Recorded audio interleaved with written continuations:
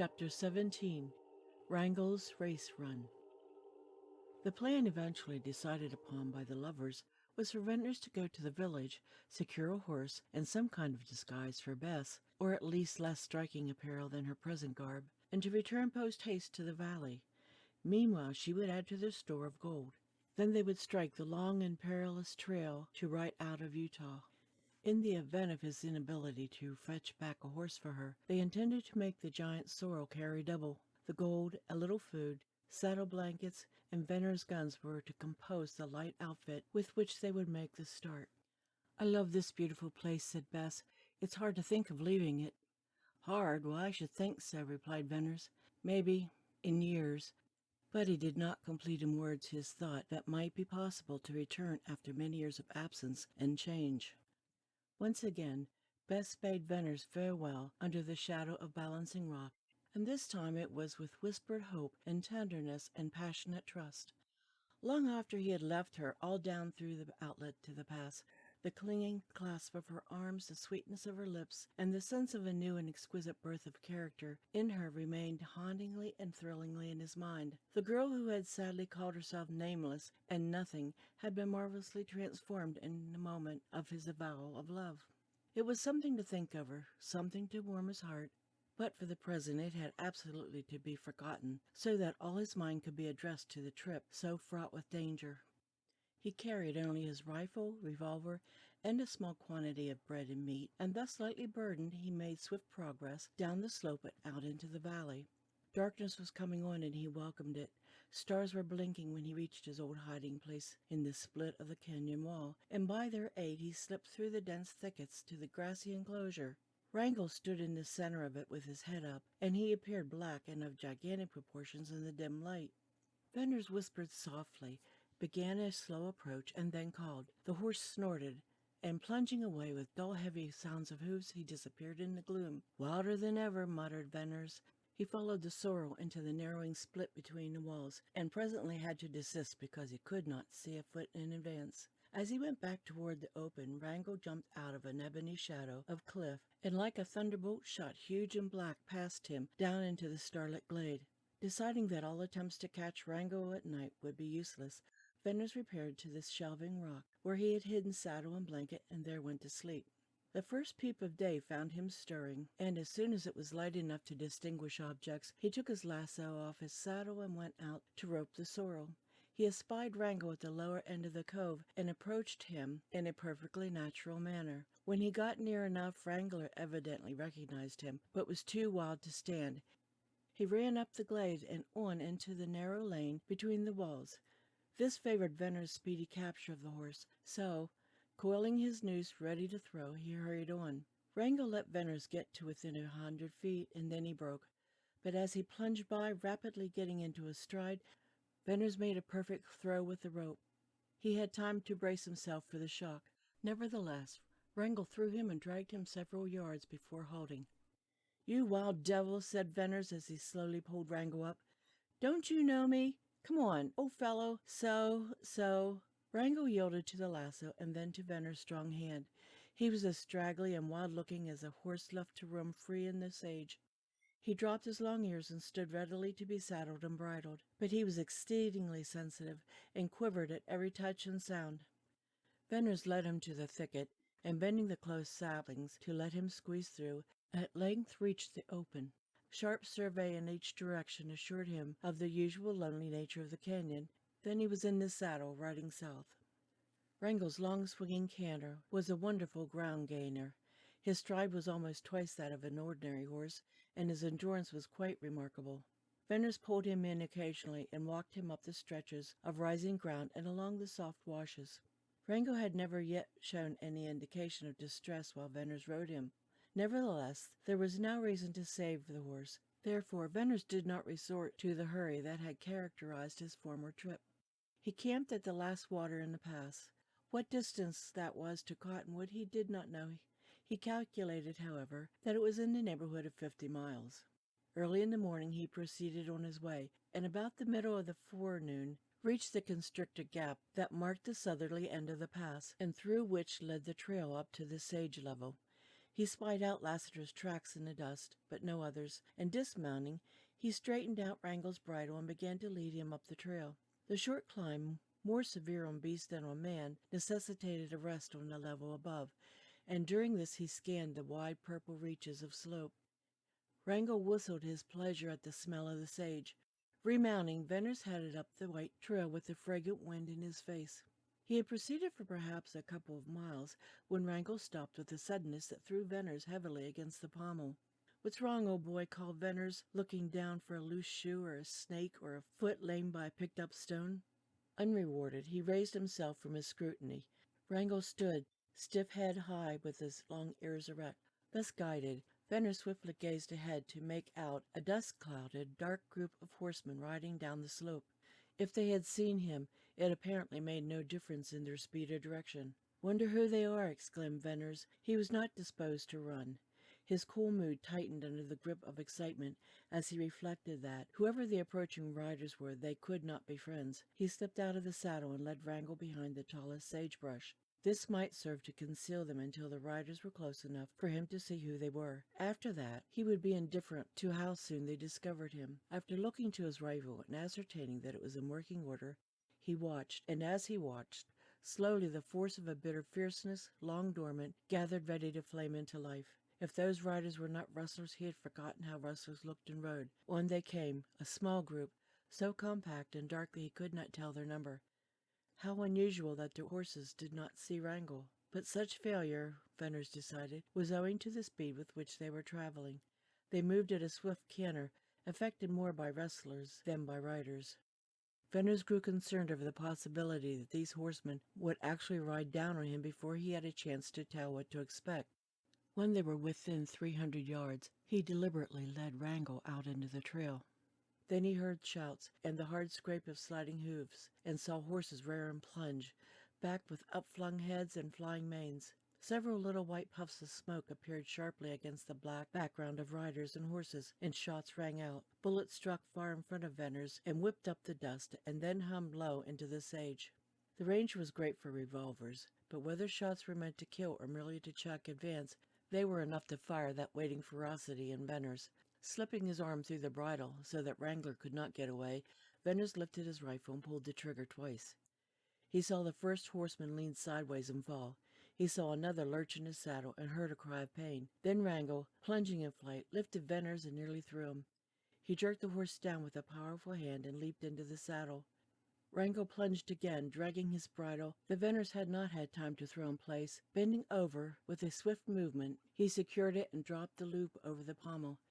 Then, with grinding teeth, he looked to see what the issue would be. The band had scattered so as not to afford such a broad mark for bullets. The riders faced Venners, some with red-belching guns. He heard a sharper report, and just as Wrangle plunged again, he caught the whiz of a leaden missile that would have hit him but for Wrangle's sudden jump. A swift, hot wave, turning cold, passed over Venners. Deliberately, he picked out the one rider with a carbine and killed him. Wrangle snorted shrilly and bolted into the sage. Venners let him run a few rods, then with iron arm checked him. 5 riders, surely rustlers, were left. One leaped out of the saddle to secure his fallen comrade's carbine. A shot from Venners, which missed the man but sent the dust flying over him, made him run back to his horse. Then they separated. The crippled rider went one way, the one frustrated in his attempt to get the carbine rode another. Venners thought he made out a third rider carrying a strange-appearing bundle and disappearing into the sage. But in rapidity of action and vision, he could not discern what it was. 2 riders with 3 horses swung out to the right, afraid of the long rifle, a burdensome weapon seldom carried by rustlers or riders. They had put to rout. Suddenly, Venners discovered that one of the 2 men last noted was riding Jane Withersteen's horse Spelled, the beautiful bay racer she had given to Lassiter. Venners uttered a savage outcry. Then the small, wiry, frog-like shape of the second rider, and the ease and grace of his seat in the saddle, things strikingly incongruous, grew more and more familiar in Venners' sight. "Jerry Card!" cried Venners. It was indeed Toll's right-hand man. Such a white-hot wrath inflamed Venners that he fought himself to see with clearer gaze. "It's Jerry Card!" he exclaimed instantly, "and he's riding Black Star and leading Night." The long-kindling, stormy fire in Venners' heart burst into flame. He spurred Wrangle, and as the horse lengthened his stride, Venner slipped cartridges into the magazine of his rifle till it was once again full. Card and his companions were now half a mile or more in advance, riding easily down the slope. Venner's marked the smooth gait, and understood it when Wrangle galloped out of the sage into the broad cattle trail, down which Venner's had once tracked Jane Withersteen's red herd. This hard-packed trail, from years of use, was as clean and smooth as a road. Venner saw Jerry Card looking back over his shoulder, and the other rider did likewise. Then the three racers lengthened their stride to the point where the swinging canter was ready to break into a gallop. "Wrangle, the race is on," said Venner grimly. "Let's canter with them and gallop with them and run with them. We'll let them set the pace." Venner knew he bestrode the strongest, swiftest, most tireless horse ever ridden by any rider across the Utah uplands. Recalling Jane Withersteen's devoted assurance that Knight could run neck and neck with Wrangle, and Blackstar could show his heels to him, Venner wished that Jane were there to see the race to recover her blacks, and in the unqualified superiority of the giant sorrel. Then Venner found himself thankful that she was absent, for he meant that race to end in Jerry Card's death. The first flush, the raging of Venner's wrath, passed, leaving him in sullen, almost cool possession of his will. It was a deadly mood, utterly foreign to his nature, engendered, fostered, and released by the wild passions of wild men in a wild country. The strength in him, then, the thing rife in him that was not hate, but something as remorseless, might have been the fiery fruition of a whole lifetime of vengeful quest. Nothing could have stopped him. Venner thought out the race shrewdly. The riders on bail would probably drop behind and take to the sage. What he did was of little moment to Venner's. To stop Jerry Card, his evil hidden career, as well as his present flight, and then to catch the blacks, that was all that concerned Venner's. The cattle trail wound for miles and miles down the slope. Venner saw with the rider's keen vision 10, 15, 20 miles of clear purple sage. There was no oncoming riders or rustlers to aid Card. His only chance to escape lay in abandoning the stolen horses and creeping away in the sage to hide. In 10 miles, Wrangle could run Blackstar and Knight off their feet, and in 15 he could kill them outright. So Venner held the sorrel in, letting Card make the running. It was a long race that would save the blacks. In a few miles of that swinging canter, Wrangle had crept appreciably closer to the three horses. Jerry Card turned again, and when he saw how the sorrel had gained, he put Blackstar to a gallop. Knight and Bells on either side of him swept into his stride. Venner loosened the rein on Wrangle and let him break into a gallop. The sorrel saw the horses ahead and wanted to run, but Venner restrained him, and in the gallop he gained more than in the canter. Bells was fast in that gait, but Blackstar and Knight had been trained to run. Slowly, Wrangle closed the gap down to a quarter of a mile, and crept closer and closer. Jerry Card wheeled once more. Venner distinctly saw the red flash of his red face. This time he looked long. Venner laughed. He knew what passed in Card's mind. The rider was trying to make out what horse it happened to be that thus gained on Jane Withersteen's peerless racers. Wrangle had so long been away from the village that not improbably Jerry had forgotten. Besides, whatever Jerry's qualifications for his fame as the greatest rider of the sage, certain it was that his best point was not far-sightedness. He had not recognized Wrangle. After what must have been a searching gaze, he got his comrade to face about. This action gave Venner's amusement. It spoke so surely of the facts that neither Card nor the rustler actually knew their danger. Yet if they kept to the trail, and the last thing such men would do would be leave it, they were both doomed. This comrade of Card's wheeled far around in his saddle, and he even shaded his eyes from the sun. He too looked long. Then, all at once, he faced ahead again, and bending lower in the saddle, began to fling his right arm up and down. That flinging Venner knew to be lashing of Bells. Jerry also became active, and the three racers lengthened out into a run. "Now, Wrangle," cried Venner, "run, you big devil, run!" Venner laid the reins on Wrangle's neck and dropped the loop over the pommel.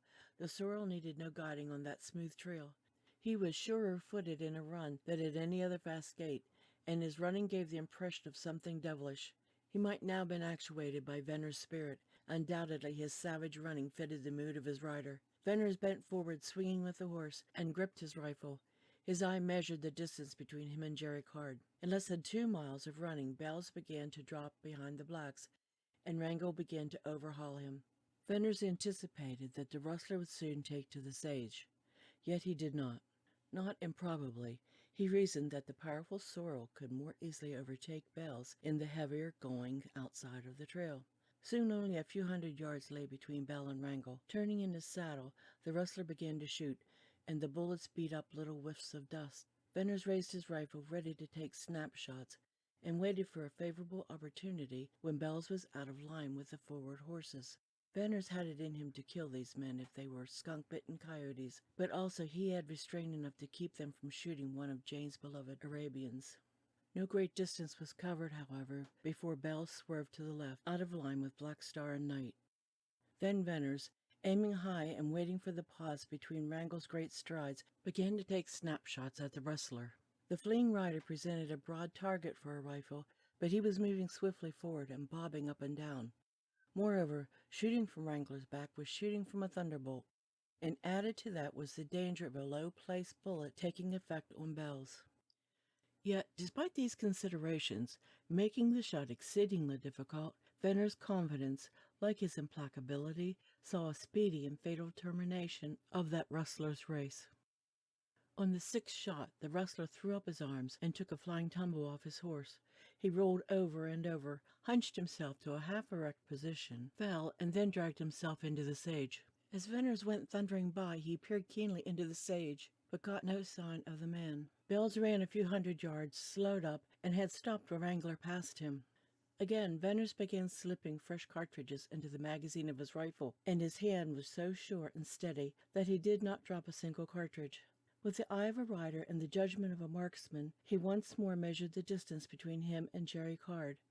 Wrangler had gained, bringing him into rifle range. Venners was hard put to it now not to shoot, but thought it better to withhold his fire. Jerry, who in anticipation of a running fusillade had huddled himself into a little twisted ball on Black Star's neck, now surmising that his pursuer would make sure of not wounding one of the blacks, rose to his natural seat in the saddle.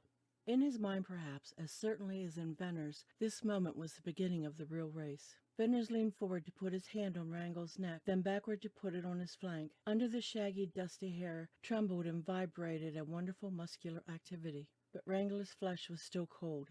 What a cold-blooded brute, thought Venners, and felt in him a love for a horse he had never given to any other.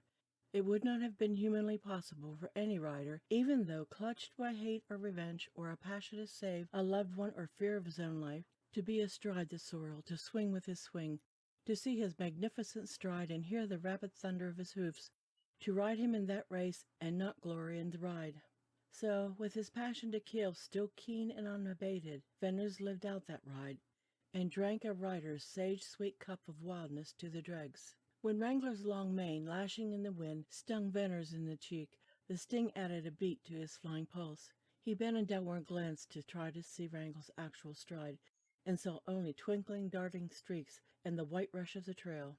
He watched the sorrel's savage head, pointed level, his mouth still closed and dry, but his nostrils distended as if he were snorting unseen fire. Wrangle was a horse for a race with death. Upon each side, Venners saw the sage merged into a sailing, colorless wall. In front sloped the lay of ground, with its purple breadth split by the white trail. The wind, blowing with heavy, steady blast into his face, sickened him with enduring, sweet odor, and filled his ears with a hollow, rushing roar. Then for the 100th time he measured the width of space separating him from Jerry Card. Wrangle had ceased to gain. The blacks were proving their fleetness. Venners watched Jerry Card, admiring the little rider's horsemanship. He had the incomparable seat of the upland rider, born in the saddle. It struck Venners that Card had changed his position, or the position of the horses. Presently Venners remembered positively that Jerry had been leading Night on the right-hand side of the trail. The racer was now on the side to the left. No, it was Black Star. But, Venners argued in amaze, Jerry had been mounted on Black Star. Another clearer, keener gaze assured Venners that Black Star was really riderless. Night now carried Jerry Card. "He's changed from one to the other," ejaculated Venners, realizing the astounding feat with unstinted admiration. "Changed at full speed. Jerry Card, that's what you've done, unless I'm drunk on the smell of sage. But I've got to see the trick before I believe it." Thenceforth, while Wrangler sped on, Ventners glued his eyes to the little rider. Jerry Card rode as only he could ride, Of all the daring horsemen of the uplands, Jerry was the one rider fitted to bring out the greatness of the blacks in that long race. He had them on a dead run, but not yet at the last strained and killing pace. From time to time he glanced backward, as a wise general in retreat calculating his chances and the power and speed of pursuers, and the moment for that last desperate burst. No doubt Card, with his life at stake, gloried in that race, perhaps more wildly than Venner's, for he had been born to the sage in the saddle and the wind. He was more than half horse, not until the last call, the sudden upflashing instinct of self-preservation, would he lose his skill and judgment and nerve and the spirit of that race. Venner seemed to read Jerry's mind. The little crime-stained rider was actually thinking of his horses, husbanding their speed, handling them with knowledge of years, glorying in their beautiful swift racing stride, and wanting them to win the race when his own life hung suspended in quivering balance. Again Jerry whirled in his saddle, and the sun flashed red on his face. Turning, he drew Black Star closer and closer toward night, till they ran side by side as one horse. Then Card raised himself in the saddle, slipped out of the stirrups, and somehow twisting himself, leaped upon Black Star. He did not even lose the swing of the horse. Like a leech he was there in the other saddle, and as the horses separated, his right foot, that had been apparently doubled under him, shot down to catch the stirrup. The grace and dexterity and daring of that rider's act won something more than admiration from Venner's. From the distance of a mile, Jerry rode Black Star and then changed back to night, but all of Jerry's skill and the running of the blacks could avail little more against the sorrel. Venner's peered far ahead, studying the lay of the land. Straight away for 5 miles, and then it disappeared in hummocky ground. To the right, some few rods, Venner saw a break in the sage, and this was the rim of Deception Pass. Across the dark cleft gleamed the red of the opposite wall. Venner's imagined that the trail went down into the pass somewhere north of those ridges, and he realized that he must and would overtake Jerry Card in this straight course of 5 miles. Cruelly he stuck his spurs into Wrangle's flanks. A light touch of spur was sufficient to make Wrangle plunge, and now, in a swinging wild snort, he seemed to double up in muscular convulsions and to shoot forward in an impetus that almost unseated Venner's. The sage blurred by, the trail flashed by, and the wind robbed him of breath and hearing. Jerry Card turned once more, and the way he shifted to Black Star showed he had to make his last desperate running. Venner's aimed to the side of the trail and sent a bullet puffing the dust beyond Jerry. Venner's hoped to frighten the rider and get him to take to the sage, but Jerry returned the shot, and his ball struck dangerously close in the dust at Wrangler's flying feet. Venner's held his fire then, while the rider emptied his revolver. For a mile, with Black Star leaving night behind and doing his utmost, Wrangler did not gain. For another mile he gained little, if at all, and the third he caught up with the now galloping night and began to gain rapidly on the other black. Only 100 yards now stretched between Black Star and Wrangle. The giant sorrel thundered on and on and on, and every yard he gained a foot. He was whistling through his nostrils, ringing wet, flying lather, and as hot as fire. Savage as ever, strong as ever, fast as ever, but each tremendous stride jarred Venner's out of the saddle. Wrangler's power and spirit and momentum had begun to run him off his legs. Wrangler's great race was nearly won and run. Venner seemed to see the expanse before him as a vast, sheeted, purple plain sliding under him. Black Star moved in it as a blur. The rider, Jerry Card, appeared a mere dot bobbing dimly. Wrangler thundered on, on. Venner's felt the increasing, quivering, straining shock after each leap. Flecks of foam flew into Venner's eyes, burning him, making him see all the sage's red. But in that red haze he saw, or seemed to see, Black Star suddenly riderless and with broken gait. Wrangler thundered on to change his pace with a violent break. Then Venner's pulled him hard. From run to gallop, gallop to canter, canter to trot, trot to walk, and walk to stop, the great sorrel ended his race. Venner's looked back. Black Star stood riderless in the trail Jerry Card had taken to the sage. Far up the white trail, night came trotting faithfully down.